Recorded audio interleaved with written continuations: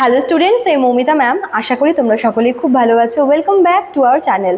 আজকে আমি তোমাদের 7th সেমিস্টার মেজর ইংলিশের পেপার 17 থেকে দেখো tradition and the individual talent এর ওপরে কিন্তু টপিকটা ডিসকাস করব। তোমাদের এই পেপারটা কিন্তু রয়েছে ফ্রম লিটারারি থিওরি। ঠিক আছে, চলো দেরি না করে শুরু করে দিই আজকের ক্লাসটা।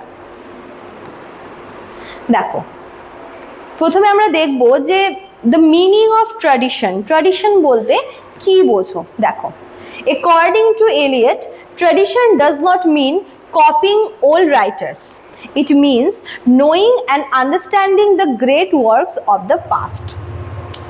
ট্র্যাডিশন মানে কোনো পুরনো লেখককে কপি করা বা কোনো পুরনো লেখকের লেখাকে হুবহু ছেপে দেওয়া নয়। ট্র্যাডিশন মানে এখানে এলিয়ট যেটা বলেছে সেটা হচ্ছে কোনো পুরনো কাজ, যেটা হচ্ছে একসময় যেটাকে মাস্টারপিস বলে মনে করা হতো, এরকম কোনো পুরনো কাজ, গ্রেট কোনো কাজকে ভালো করে স্টাডি করা এবং সেখান থেকে কিছু জিনিস আর কি নেওয়া। মানে কোনো পুরনো কাজকে, অতীতের কোনো গ্রেট কোনো কাজকে, সেটা যে কোনো, সেটা হতে পারে নোভেল বা হতে পারে ড্রামা বা হতে পারে ফিকশন, যেই হোক না কেন, সেই কাজটাকে ভালো করে জানা এবং বোঝা, এটাই হচ্ছে tradition. A good poet should study earlier literature and learn from it. একজন ভালো যে পোয়েট, একজন ভালো পোয়েটের এটাই হচ্ছে বিশেষত্ব যে সে পুরনো বা আর্লিয়ার যে লিটারেচার সেটাকে ভালো করে আগে স্টাডি করবে, তারপর সেখান থেকে কিছু শিখবে। এটাই নিয়ম। কেউ যখন ভাবে যে সে হচ্ছে লেখা শুরু করবে, তাকে হচ্ছে একটু পুরনো, একটু পিছিয়ে গিয়ে সেই সময়কার যে বিভিন্ন যে গুরুত্বপূর্ণ বা বলতে পারো যে সেই সময়ের ভীষণ ফেমাস যে লেখাগুলো আছে সেগুলোকে ভালো করে স্টাডি করা উচিত। ঠিক আছে, স্টাডিটা হচ্ছে মেন, ভালো করে স্টাডি করা উচিত এবং সেখান থেকে কিছু শেখা উচিত।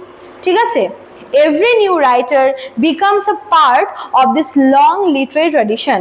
এবং বলা যায় যে প্রত্যেক যে নতুন যে লেখক বা লেখিকা, তারা কিন্তু এই যে লিটারারি ট্র্যাডিশন, এই ট্র্যাডিশনের এক একটা অংশ।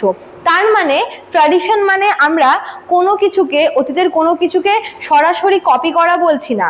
ট্র্যাডিশন মানে বোঝায় যে অতীতের কোনো কাজকে ভালো করে স্টাডি করা, সেটাকে ভালো করে বোঝা, সেটা মানে সেখান থেকে ভালো কিছু শেখা এবং তার উপরে নিজের লেখার মধ্যে সেই শেখাটাকে কাজে লাগানো। ঠিক আছে, এটাই হচ্ছে tradition.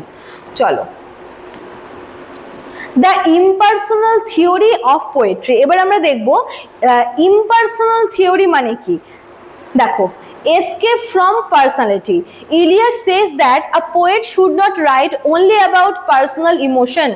Instead, the poet should change personal feelings into universal idea that all readers can understand.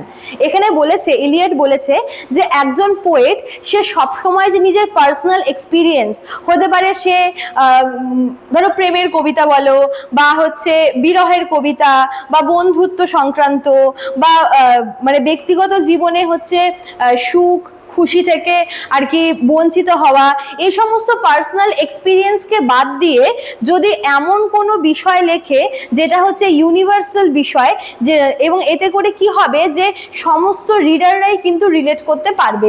এখানে এলিয়ট বলেছে একজন পোয়েটকে সবসময় তার পার্সোনাল ইমোশনটা দেখানো উচিত নয়, বরং একজন পোয়েট সবসময় তার পার্সোনাল ফিলিংসটাকে চেঞ্জ করে ইউনিভার্সাল ম্যাটারে সেটাকে কনভার্ট করবে। তবেই না সমস্ত রিডাররা তাকে রিলেট করতে পারবে বা বুঝতে পারবে।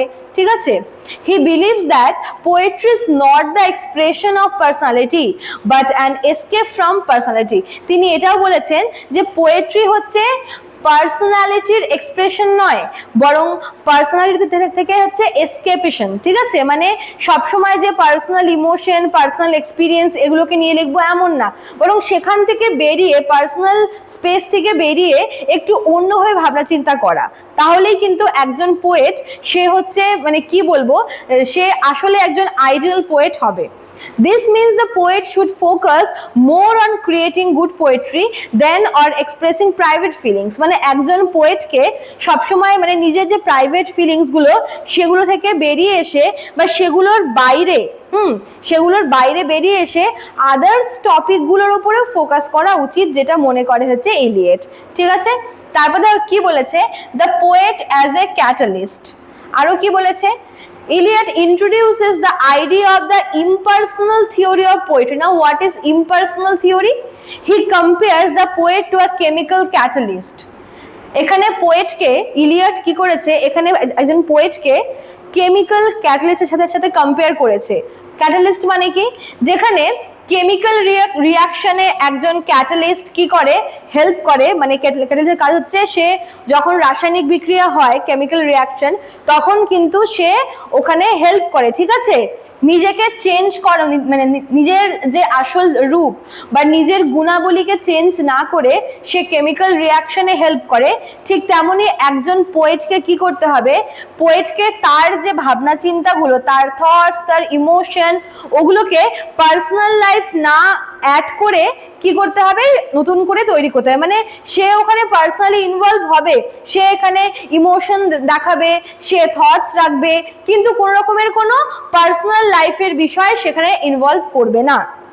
মানে একজন পোয়েট হচ্ছে এখানে কিরকম থাকবে, মানে যেরকম কেমিক্যাল রিয়াকশনে মানে ক্যাটালিস্ট যেরকম কি করে, যে সে ইনভলভ হয়, সে হেল্প করে, কিন্তু সে তার যে ব্যক্তিসত্তা, ঠিক আছে, যদি তাকে আমরা পার্সনিফাই করি তাহলে বলছি সে ক্যাটালিস্ট কিন্তু নিজেকে চেঞ্জ করবে না।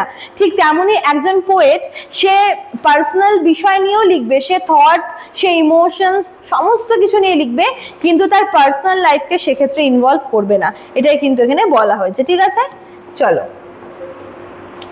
এবার দেখো কি বলেছে, the dynamic past and present. আরো কিছু আমরা বিষয় এখানে দেখব যেগুলো ইলিয়ট কিন্তু বলেছে। Eliot also explain that when a new great work is created it changes the meaning of earlier work. যখন কোনো একটা, মনে করো যে একটা নতুন একটা কাজ বা একটা নতুন একটা সৃষ্টি আর কি তৈরি হচ্ছে, তো এক্ষেত্রে তার যে আগের যে কাজটা সেটার মিনিংটা কিন্তু চেঞ্জ হয়ে যায়। Therefore literature is always growing and developing. The past and the present are closely connected.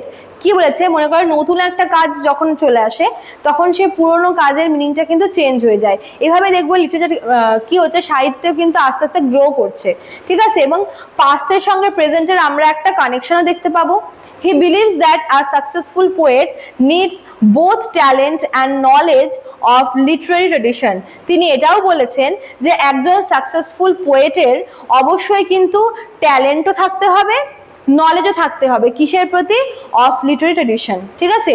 Originality does not mean rejecting the past, it means creating something new while respecting earlier writer.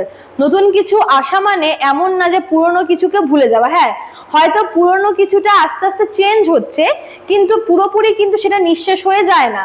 এখানে বলেছে একজন পোয়েটকে সে অবশ্যই নতুন কিছু create করবে, কিন্তু তার মানে এই না যে সে তার আগের যে রাইটার, তার সিনিয়রদের সে হচ্ছে রেসপেক্ট করবে না। অবশ্যই সে নতুন কিছু ক্রিয়েশন আসবে অবশ্যই, কিন্তু এক্ষেত্রে কিন্তু সে তার আগের লেখকদের প্রতি বা পোয়েটদের প্রতি অবশ্যই সম্মান বজায় রাখবে, তবেই কিন্তু সে সাকসেসফুল হবে, এটা এখানে বলা হয়েছে, ঠিক আছে। চলো, তো এই ছিল তোমাদের আজকের ক্লাসটা। তোমাদের কিন্তু অনলাইন অ্যাডমিশন শুরু হয়ে গেছে অলরেডি। যারা ভাবছো আমাদের কাছে অ্যাডমিশন নেবে তারা আমাদের অফিসিয়াল নাম্বারে কল করে নিও। আমাদের অফিসিয়াল নাম্বার তোমরা কিন্তু ডেসক্রিপশন বক্সে পেয়ে যাবে, সেখান থেকে তোমরা সমস্ত ডিটেলস পেয়ে যাবে যে আমাদের এখানে অ্যাডমিশনের প্রসেস বা ক্লাস কীভাবে হয় সমস্তটা, ঠিক আছে। চলো আজকে এতটুকুই থাকলো, দেখা হচ্ছে নেক্সট ক্লাসে। Thank you.